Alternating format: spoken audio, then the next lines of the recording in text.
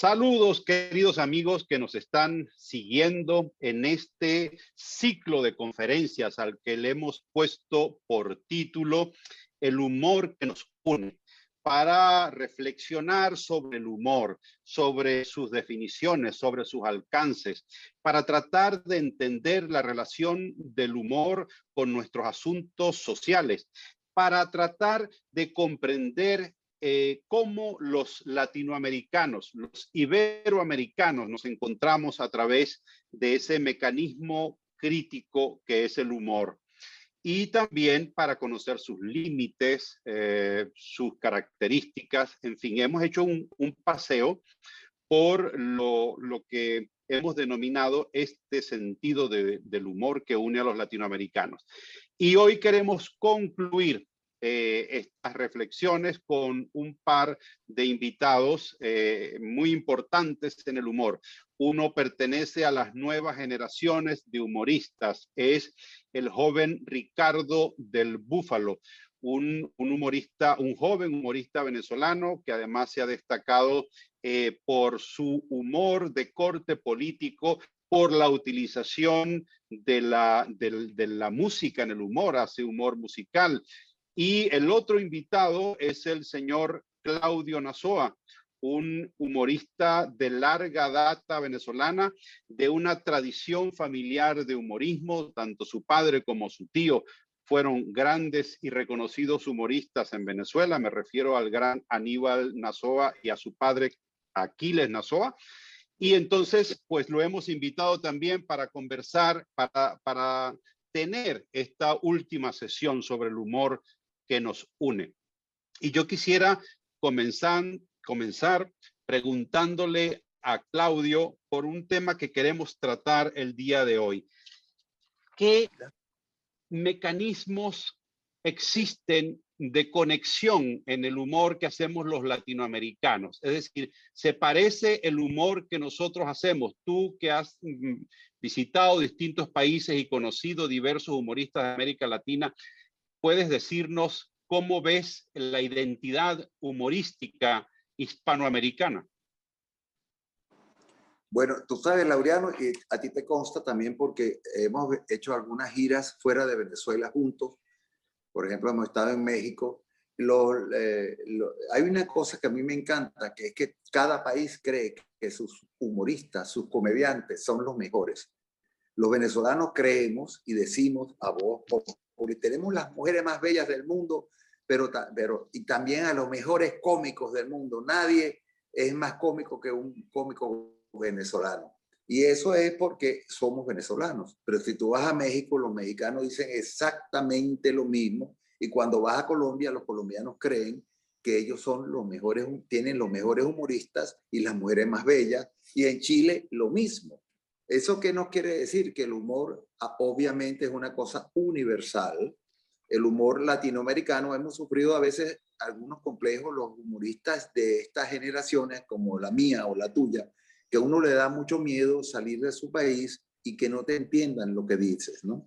Yo me acuerdo en México, la primera vez que yo me presenté en México con un gran comediante cubano llamado Vírgulo, que todos conocemos, músico y comediante, y yo estaba tan asustado porque uno se malacostumbra a que cuando dicen Claudio Nazoa o Laureano Márquez o del Búfalo, cuando aquí en Venezuela ya al salir tú das la hora, la gente se ríe, pero en México nadie me conocía. Y cuando era Claudio Nazoa, nadie no solamente no se rió, sino que tampoco aplaudieron. Y entonces entre el comediante que no se conoce y el público hay como una especie de enemistad. El público se niega a que tú lo vas a hacer reír. Y entonces ahí es donde uno se puede poner muy nervioso y metes la pata. Pero Virulo me dijo, mira, Claudio, tienes que hacer lo siguiente, me dijo. Y yo lo entendí perfectamente y le paso ese dato a los demás comediantes.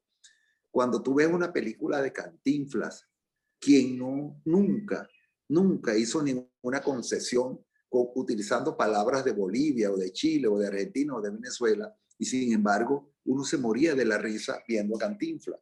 Pero era porque yo creo que él lo hacía con una enorme seguridad de que estaba haciendo humor. Entonces yo entendí que uno no tiene que ponerse tan nervioso cuando viaja, sino utilizar tus propios recursos, tu propia forma de ver la vida, y la gente la va a entender. hay una cosa con el humor en general, porque por supuesto hay un humor universal como el de Charles Chaplin o el de mismo Cantinflas, que lo entiende todo el mundo, pero tampoco podemos dejar a un lado el humor local. Hay cosas que solamente los venezolanos podrían entender o los mexicanos podrían entender porque son cosas locales. Yo comparo eso como que el humor es que tú tienes la mejor llave del mundo, la mejor marca de llave del mundo, pero tienes que encontrar una cerradura de esa marca para que la puerta abra. Porque si la cerradura es de la mejor marca del mundo, pero no es esta, cuando la metes la puerta se cierra. Eso llevándolo el humor es así. Si tú tienes que conocer de alguna forma, por supuesto, y yo creo que Laureano lo hace, yo también lo he hecho mucho, Emilio también lo hace, que son con la gente que yo he viajado a otras partes del mundo y hemos aprendido a fuerza de golpes a veces, que uno tiene que también tener cierto conocimiento del sitio a donde vas y del público al que te vas a dirigir para que la cosa tenga éxito. Un humorista, por eso siempre lo digo a las nuevas generaciones, tiene que ser una persona culta que esté informada de las cosas que lo rodean. Un humorista venezolano, colombiano o chileno tiene que saberse los límites de su país, los límites geográficos, tiene que conocer la historia de su país y un humorista universal tiene que conocer la historia universal. Fíjense que va volviendo a Chaplin o a Cantinflas. Cantinflas hizo muchas películas disfrazado de romano, disfrazado de muchas cosas que son históricas. Y uno se ríe y te vas a reír más si conoces la historia verdadera. Efectivamente. Bueno, muy interesante, efectivamente, y muy lógico que encontremos nosotros en el humor estos puntos de identidad. Y es curioso porque Cantinflas, además, Claudio, que tú lo has mencionado, es un personaje que en habla hispana creo que se convirtió en el humorista más universal. El propio Charles Chaplin habló alguna vez de él diciendo que en habla hispana era el más grande de todos los humoristas. Existe en idioma español ya una palabra admitida por el Real Diccionario, por el diccionario de la Real Academia de la Lengua Española, donde se habla de cantinflear, cantinflesco, etc.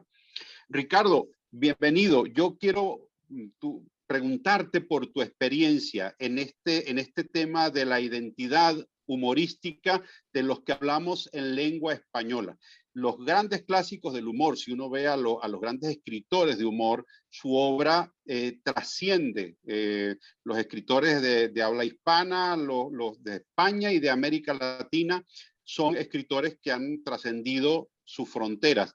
Pero a veces el humor que hacemos en los escenarios es mucho más cotidiano, está mucho más vinculado a lo que es los asuntos concretos de los países. ¿Tú crees que se pueda establecer una identidad que nos une en el humor a los que hablamos la lengua española?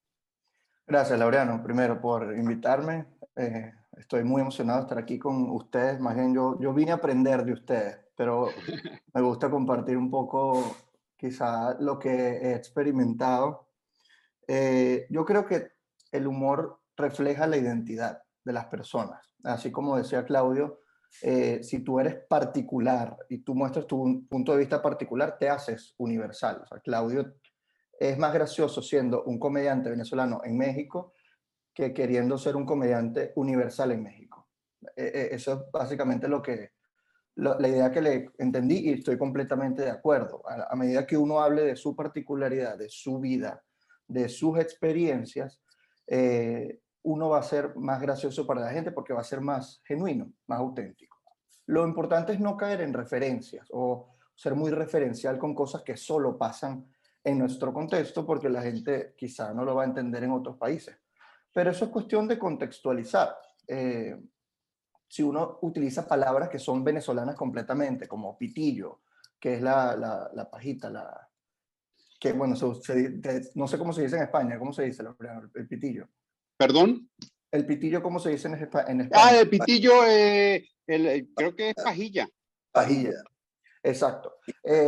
Pero uno entonces empieza a utilizar palabras venezolanas, pero con tal de que uno se las explique al público, así sea de Chile, de Argentina o de Miami, donde sea, ellos van a entender que cuando tú digas pitillo, te vas a referir a la pajilla. E incluso les puede generar hasta más risa la palabra, porque nunca la habían escuchado. Entonces, lo mismo pasa con vaina o con cualquier otra palabra que sea particular nuestra. Y creo que eso más bien enriquece. Yo recuerdo que uno de los comediantes que me hizo querer hacer comedia fue Andrés López, y él era un colombiano, y yo entendía todo lo que él decía, porque yo sentía que la sociedad colombiana era idéntica a la venezolana, y él decía sus palabras, él hablaba de las chucherías de Colombia, él hablaba de la cotidianidad, como dices tú, pero aún así se asemejaba mucho a la cotidianidad venezolana. Entonces, yo creo que en ese sentido el humor, mientras más particular, más universal. Pero sí tiene que existir esa especie de, ok, a pesar de que esta palabra es nuestra, te la explico a ti, audiencia internacional, pero de ahora en adelante la voy a usar y ya tú vas a saber qué significa. Pero sí creo que al hablar de cotidianidad, sí estamos hablando a todo el mundo, a pesar de que no vivamos en el mismo contexto. Ahorita uno lee un chiste de la Unión Soviética en los años 50, en los años 40, y uno lo entiende, en el contexto venezolano da más risa aún, porque uno ha Claro. vivido las colas, la escasez, etc. Pero es cuestión de eso, de entender el contexto, como decía Claudio. Si entiendes la historia o si entiendes el contexto, te vas a reír más, porque entiendes los significados, entiendes el peso emocional que eso implica, entiendes más el ridículo, el absurdo. Y eso creo que enriquece muchísimo el humor iberoamericano. Claro, y quizá, Ricardo, una de las cosas que nos sucede a nosotros es que yo siento que los países, digamos, latinoamericanos nos parecemos muchísimo, es decir, tenemos problemas similares. Cuando hacemos chistes políticos, nuestros chistes políticos se parecen mucho. Pero, por ejemplo, en el caso hablando de humor en español, del humor que se hace en España y el humor que se hace en el contexto latinoamericano, hay muchas diferencias. Siento que a veces nosotros no comprendemos muy bien el humor cotidiano que se hace en los programas de televisión española, que es un humor de altísima calidad, pero que a veces para nosotros alude a temas o a problemas con los cuales no estamos tan familiarizados. Pero bueno, eso me lleva a entrar en otro tema de naturaleza diferente, pero que también tiene que ver con el tema del humor, y es la utilidad del humorismo. A mí me preocupa.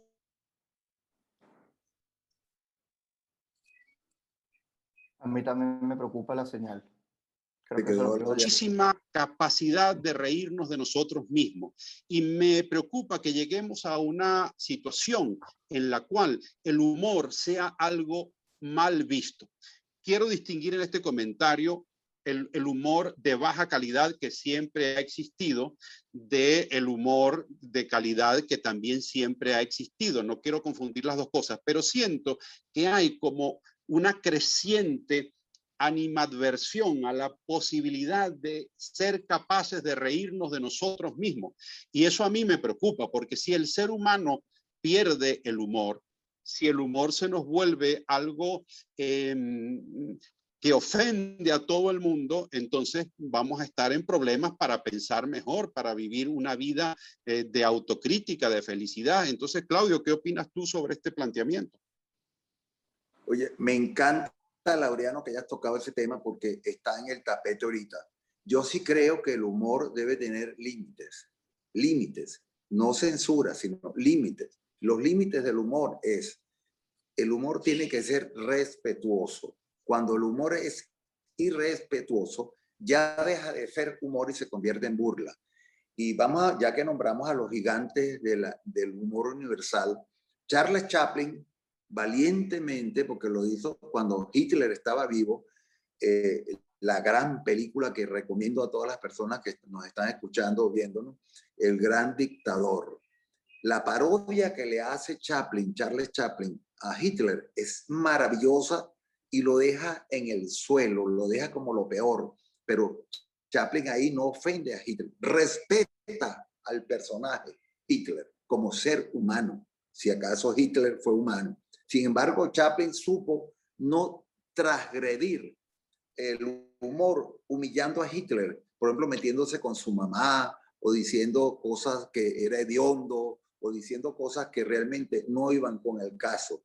Él lo deja como era, como un enorme farsante, asesino y ridículo. Lo ridiculiza, pero sin faltarle el respeto. Y ese es, yo creo que la clave. Yo le diría a los muchachos que están comenzando esto: respeto, o sea, humildad. El humorista tiene que ser humilde. Humilde quiere decir que no creas que tú te la sabes todo. Y cultura, volvemos otra vez a lo de la cultura.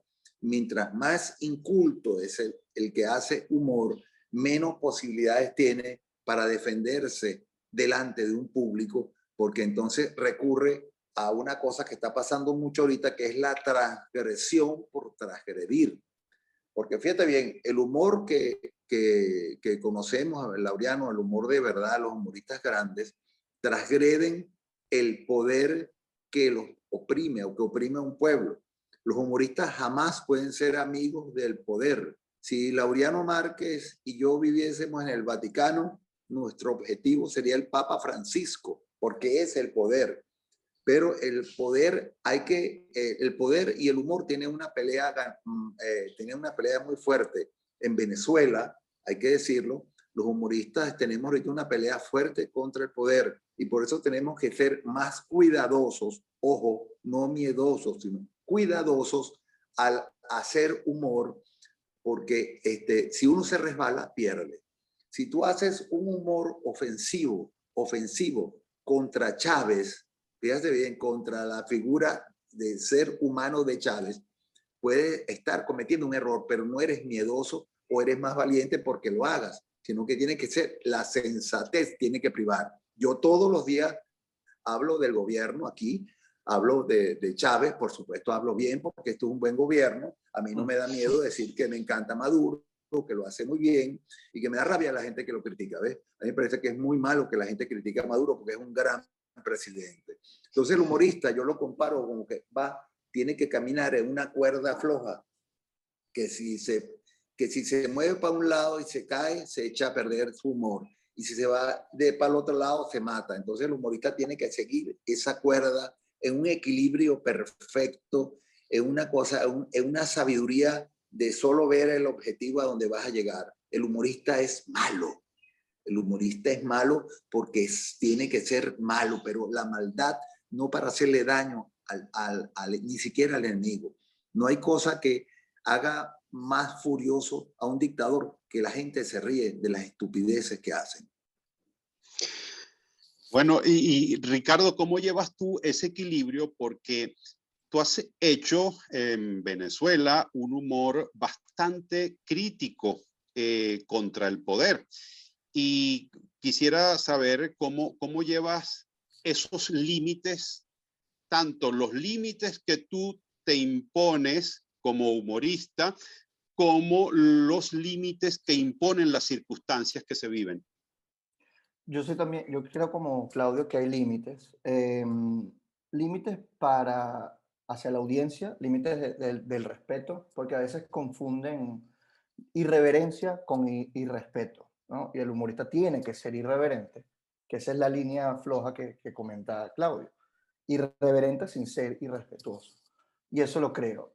Pero también hay una especie de límite que yo llamaría la prudencia. No es la autocensura, sino saber cuándo es prudente decir algo y cuándo no. A veces hacer un chiste sobre la muerte de un personaje del poder, de la dictadura, un personaje que hizo mucho daño, a veces es imprudente o es impertinente en el momento. Capaz hay que esperar un poco de tiempo o saber cómo hacerlo de una manera tan sutil, tan refinada que no haya manera en que te puedan culpar o que te puedan decir que ofendiste su memoria, sino que sencillamente hiciste referencia a ese acto, pero aún así no le estás, digamos, rindiendo honores a una persona que hizo mucho daño, sino que estás recordando su verdadero legado, ¿no? Eso ha pasado en Venezuela en los últimos años, ¿no? Y hay que saber jugar con eso. Esos han sido los momentos en los que yo más he sentido miedo, porque he sentido la necesidad de hablar de la noticia, de lo que pasó, pero sin tener que ponerme en riesgo, porque al final ellos pueden hacer lo que quieran con uno, le pueden quitar el pasaporte, te pueden censurar, te pueden multar, investigar, y ya ha habido bastantes casos en la historia Ujú. reciente venezolana. Entonces, para evitar la censura, porque el objetivo de un humorista nunca debe ser ser censurado. Más bien el objetivo de uno debe ser ampliar su voz, que más gente lo escuche a uno y que más gente ría del poder, más gente ría de la opresión, porque de esa manera, como dice Claudio, le irrita al poderoso porque es una manera de minar su autoridad, es una manera de hacerle sentir, tú no me das tanto miedo como tú crees que me das. Y eso los enerva.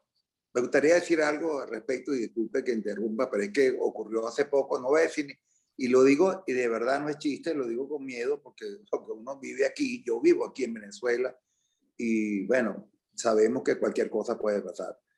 En estos días, en un sitio de Venezuela, hace poco, yo tenía una función y habíamos vendido 80, en el interior del país, habíamos vendido 80 entradas por la cuestión del coronavirus y estaba la gente muy entusiasmada. Faltando, yo estaba en el hotel donde nos íbamos a presentar en la habitación, me llaman, mira, Claudio, vinieron para que la gente entienda cómo se funciona el asunto. Y eso que ya habíamos quedado, que no íbamos a hablar de política abiertamente, que íbamos a hacer, tratar de hablar de otras cosas. Y yo había aceptado y dije, bueno, sí, vamos a hablar de otras cosas, las situaciones están muy tensas, el coronavirus, etcétera. Lo cierto es que de pronto me dice, mira, allá abajo llegó un señor con varios señores vestidos con franelas rojas y 20 policías. Y dijeron, el show de Claudio Nazoa no va. ¿Pero por qué no? Por vainas mayores, o sea, órdenes mayores. ¿Pero de quién? Lo cierto es que no me dejaron hacer el show, entonces se llegó a un acuerdo que podía, ellos entraron al sitio y desmontaron la iluminación y todo para que la gente que cree que la cosa es mamadera de gallo. Yo, fíjate que ni siquiera digo dónde es porque verán me da miedo y la gente me pidió que no dijera dónde era porque les da miedo, porque ellos viven en el interior y los van a fregar. Lo cierto es que entonces dijeron, si escuchamos un micrófono allá adentro, vamos a mandar un pelotón de la Guardia Nacional. Imagínate, 20 policías, como 10 tipos vestidos de rojo y un pelotón de la Guardia Nacional para que yo no echara un chiste. Entonces, es difícil eso, ¿no? Y entonces, ¿qué hicimos? Bueno, hicimos que la gente salió del salón, los 80 personas, nos fuimos a un restaurante del hotel y la gente pidió comida y tal, y yo me paré donde yo estaba comiendo y como si estuviera conversando con la gente que hizo un silencio tremendo, solo se reían cuando tenían que reírse, hice un show comillas, una conversación con ellos de más o menos media hora, 40 minutos. Y era cómico asomar, tú te asomabas y estaban los policías allá viéndolo para qué es lo que estaba pasando. Pero para que tú veas cómo funciona a veces la cosa, ¿no? Sí. Bueno, ese comentario tuyo, Claudio, me da pie para introducir otro tema que tiene que ver mucho también con el humor. ¿Por qué por un lado noto que el humor causa muchos problemas al poder? Es decir, o dicho de otra manera, el poder le teme mucho al humor, suele perseguir al humor, sancionarlo, censurarlo. Pero por otro lado, hay una corriente de opinión que dice, en el caso de los eh, iberoamericanos, dice, bueno, por eso es que nosotros estamos así, porque todo lo echamos a fiesta, de todo nos reímos, como si el humor fuese el causante de la inacción ciudadana para cambiar su situación política. Entonces yo le voy a preguntar, voy a comenzar ahora por Ricardo, ¿cómo ves este tema de la persecución hacia el humorismo por una parte y de qué efecto produce el humor en la gente? Es decir, el humor adormece al ciudadano, a los que consumen el humor, o por el contrario genera en ellos una inquietud de transformación, de cambio, de anhelo de una situación diferente por la cual se animarían a luchar y a participar. Yo creo que es un arma de doble filo. Puede ser una válvula de escape en la que la gente libera sus frustraciones, su rabia, su ira, su indignación y de esa manera se sienten un poco mejor. Sin embargo, yo creo que también es un arma aguda de crítica, de ataque directo al absurdo, al ridículo, incluso a las injusticias. Y ha funcionado como una fuerza de lucha para el espíritu humano. Ha funcionado en contextos súper adversos. Viktor Frank, un psicólogo judío en un campo nazi de concentración, dice que el humor fue muy importante para los prisioneros, para mantener un humor muy apagado, pero al final mantenían un humor que los hacía sonreír de vez en cuando. Incluso era un humor que daba esperanza. Había un chiste que entre ellos hacían sobre la comida, sobre el hambre que pasaban. Ellos decían que cada vez que venían a comer era como un sancocho, una sopa, y obviamente el sólido está en el fondo, los vegetales, la cosa que te llena el estómago. Y ellos siempre pedían una cucharada del fondo. Y uno de los chistes que hacían es que cuando estemos en el futuro en una cena de alta sociedad, no se nos va a quitar esto y vamos a pedir una cucharada del fondo. Y eso les daba risa. Y están haciendo chistes sobre su propia hambre, que es quizá el humor más negro que puede haber. Pero al final es un humor que les da esperanza, porque están pensando en el futuro. Alguien que tiene una cámara de gas al lado piensa en un futuro fuera de esa situación. Entonces, creo que el poder de imaginar una vida libre, una vida sin opresión, el humor nos da eso, nos da esa venganza emocional de alguna manera. Y aunque la risa puede ser una anestesia, ¿no? La risa es lo que te anestesia el sentimiento, digámoslo así, en el fondo te deja pensando, como decía el padre de Claudio, Aquiles Nazoa. El humor es una forma de hacer pensar sin que el que piense se dé cuenta que está pensando, porque te deja, tú te vas de un show y dices, bueno, nos reímos, qué divertido. Y después, años después, te pasa algo que escuchaste en el show y te acuerdas lo que dijo Claudio, lo que dijo Laureano, que esto es así. Entonces, eso se queda.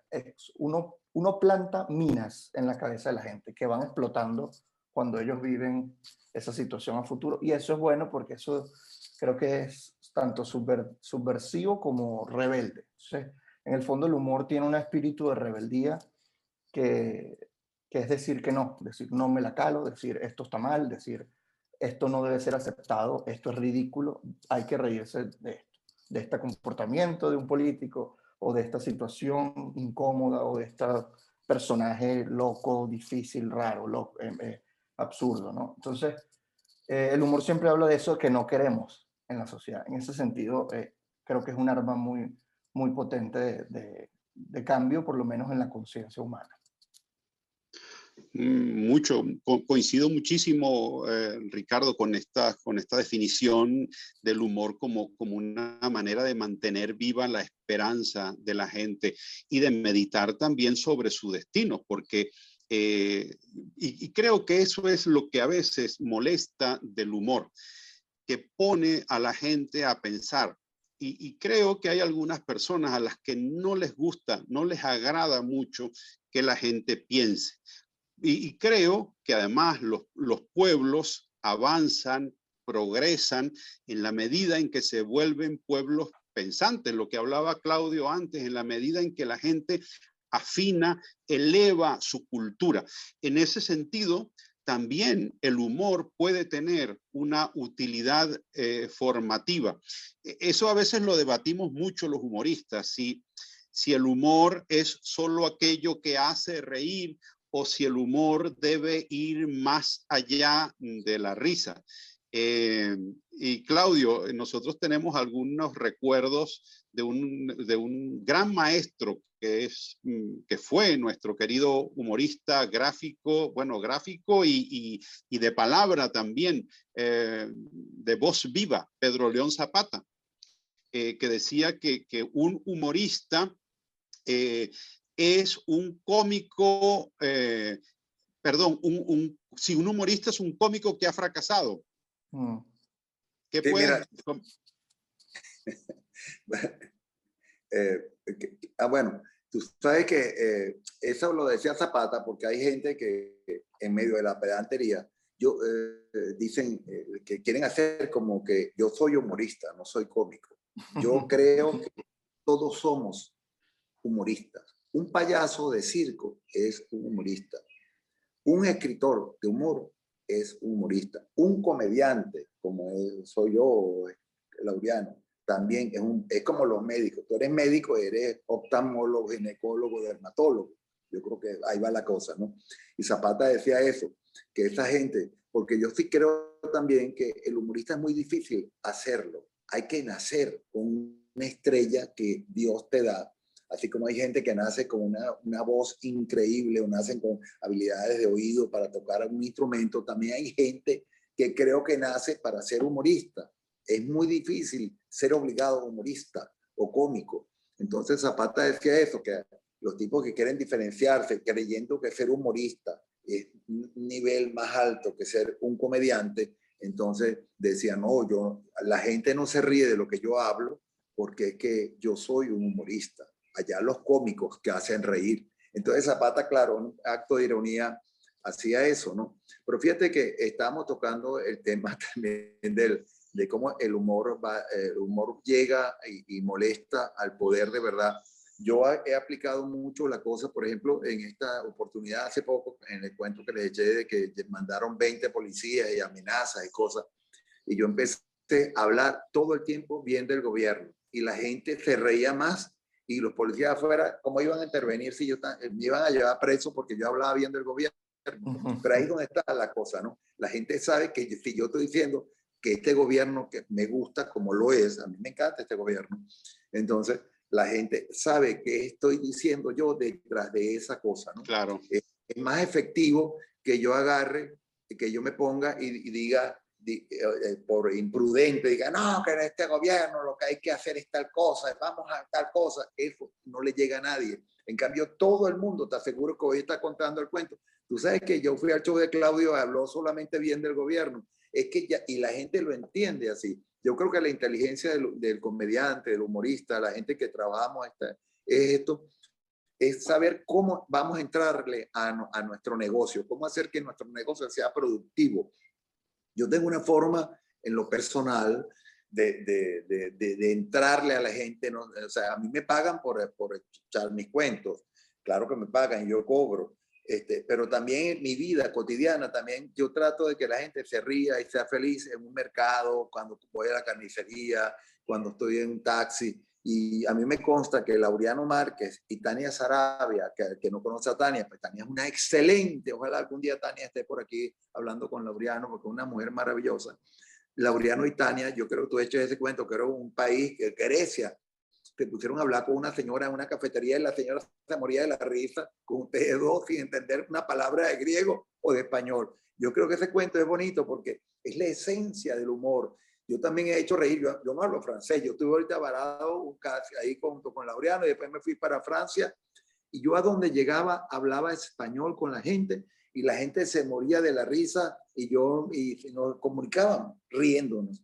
Échame ese cuento, Laureano, cuando pidieron... Sí, bueno, la verdad es que ese fue una anécdota en uno de los viajes que hicimos a una fundación de apoyo a las mujeres que sufren cáncer de mama y en Venezuela, y hacíamos unos viajes para recoger fondos, y estando en un lugar de Croacia, me parece que estuvimos, y estábamos tomando café en una cafetería donde no nos podíamos entender con el idioma y entonces, claro, empezamos a hacer señas para pedir el café y todo esto ocasionó un espectáculo de humor donde la gente que estaba alrededor de la barra comenzó a reír y realmente, efectivamente hay una cosa que llevamos todos que es el sentido de la gracia. El humor, al final, la gracia es un concepto, yo siempre lo digo, de origen teológico y es aquello que es gratuito. Nosotros tenemos que concluir, ir cerrando ya esta conversación, pero quisiera como finalizar este ciclo que termina hoy del humor que nos une, un poco invitándoles a reflexionar sobre un punto para concluir. El humor es importantísimo para nuestros pueblos. El humor es un instrumento de pensamiento, pero también es un mecanismo de acercamiento entre nosotros, de comprensión de nuestra identidad, de nuestras realidades, y un factor, un elemento de autocrítica importantísimo para corregir nuestros errores, para visualizarlos a través del humor y no sentirnos agobiados por ellos, sino dispuestos a cambiar. Entonces yo quisiera de Ricardo primero y luego de Claudio, pues una muy corta reflexión sobre esta esperanza, sobre este ánimo, como para que la gente entienda que debe mantener el humor en su vida, la alegría que da esperanza y el sentido del humor que nos da la autocrítica. Ricardo. Sí, yo creo que tiene que ver con una disposición del ánimo y del espíritu humano. No todo el mundo tiene sentido del humor, pero deberíamos tenerlo todos y sobre todo reírnos de nosotros mismos, de nuestro fracaso. Eso me encanta a mí del clown, por ejemplo. El clown experimenta con el propio fracaso de la persona y creo que en ese sentido eso nos da más humildad, nos hace tomarnos la vida con un poquito, le quita el peso a la vida, el peso de la existencia, el peso del miedo a la muerte, el miedo a la enfermedad, el miedo al fracaso, ¿no? Entonces, creo que reírnos nos hace, nos alivia la carga y el peso de la vida. Y en ese sentido, creo que podemos encontrar una esperanza en que cuando estemos pasando un momento muy duro, siempre nos podemos reír de eso que nos está pasando y de alguna manera, a pesar de que no soluciona el problema, a pesar de que no es terapia, y si uno está deprimido debe ir a terapia, pero el humor ayuda al reírse de uno mismo, al reírse de lo que a uno le pasa, de lo que uno está sintiendo, así sea muy negativo, lo ayuda a uno a hacerlo más ligero, o por lo menos más dulce, ¿no? El humor no es una, la risa no es una medicina, o no es la mejor medicina es la medicina. Eh, Reírte no te va a curar de COVID, pero te va a hacer tener más ánimo para poder curarte de una enfermedad. Entonces yo creo que lo que hace el humor es que le pone dulce a una medicina que puede ser muy amarga. Entonces, en ese sentido, yo invito a la gente a que tenga más sentido del humor, se rían y se rían de sí mismos, porque eso ayuda mucho. Señor Nazoa. Bueno, mira, fíjate que yo quiero, ya que hablamos a nuestro amigo Pedro León Zapata, quien lamentablemente falleció, pero una vez otro grande del humor venezolano, que es Jaime Ballesta, otro Bagoma, que tú tienes que un día reunir a Ballesta, a Jaime y a Tania juntos en un evento contigo aquí. Pero una vez estaba Jaime, para que ustedes hasta dónde llega el humor, ¿no? Para que ustedes hasta dónde llega el humor. Jaime Ballesta tuvo una grave enfermedad y estaba como con unos tubos en un hospital, algo, como así. Entonces se le acerca a Zapata, su mejor amigo, y entonces se le acerca y le dice en el oído, ajá, con que agonizandito, le dice. Y Jaime, que no había abierto el ojo porque no podía, a medio abrió el ojo y le hizo así. O sea, pero qué bonito que en ese momento tan difícil, que a lo mejor de verdad estaba agonizando el hombre, a otro humorista le hace ese chiste tan bueno y él, Claro. eso lo hizo abrir el ojo, que no lo había abierto, y le Claro. hizo así, ya que me pare de aquí. De hecho, se paró y quién sabe qué le dice, qué maldad le hizo después. Yo creo que fíjate, el humor también, el humor se genera más, y eso podríamos ya, para que Laureano remate eso, la prohibición de las cosas hace que el humor sea más fino, más delicado. Cuando te prohíben algo, es que provoca entonces meterse con eso, ¿no?